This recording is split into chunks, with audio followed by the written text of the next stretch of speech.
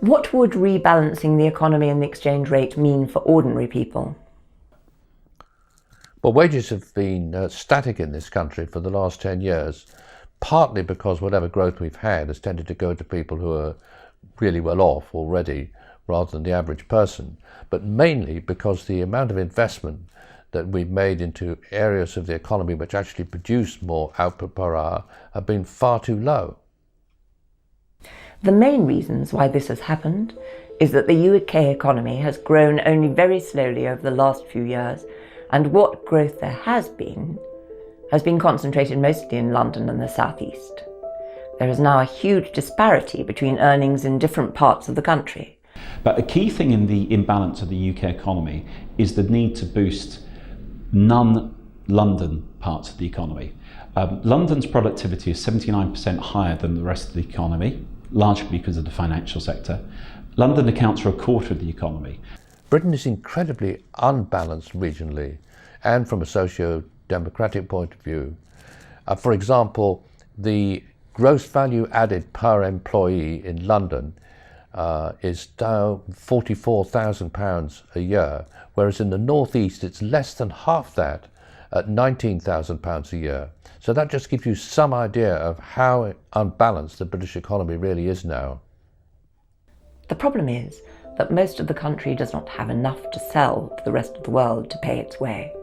As a result, most places in the UK depend on London and the South East for grants, loans and transfers to make ends meet. This wasn't always the case. Interestingly, the North has tended to be richer in the past than the South. Until about the 1960s, living standards in the north of England were higher than they were in London and the South East. It's all changed round in the last 30 or 40 years with globalisation.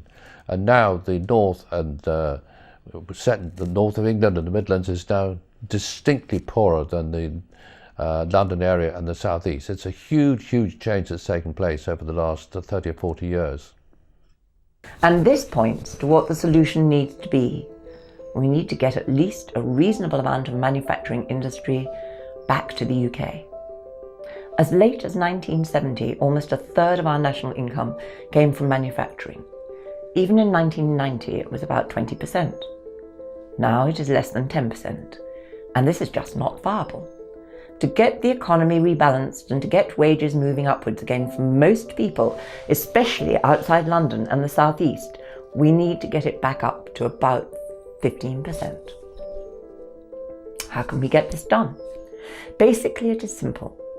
We have to make low and medium tech manufacturing profitable again, and to do this we need an exchange rate which makes it as cheap to manufacture most goods in the UK than it is in the Far East or in the successful manufacturing economies on the continent of Europe, such as Germany and Holland. How low would the pound have to be? It was about $1.45 before the EU referendum. It is about $1.25 now. It needs to come down about the same amount again, to $1 or perhaps $1.05. What would happen if we had an exchange rate like this? Because it would make a wide range of manufacturing in the UK profitable again, it would attract investment and create good quality jobs all over the country, replacing some of the 4 million manufacturing jobs which we have lost since the 1970s. Even now, despite the very harsh way in which it has been treated in the UK, wages in manufacturing average about 25% more than they do for the economy as a whole. Competition from manufacturing would then force the service sector to raise wages and to improve conditions as well, so that everyone should be better off.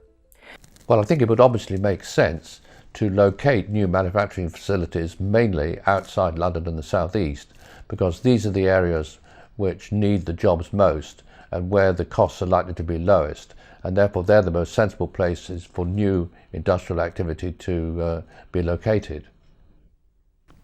I think if we pursue the kind of policy which we advocate, what we would find is that the jobs that were on offer, particularly outside London and the South East, were more secure, they were better paid, they would produce more job satisfaction, and they would produce a much better climate generally of in the balance between the way the country operates in the southeast and London and the northeast and northwest.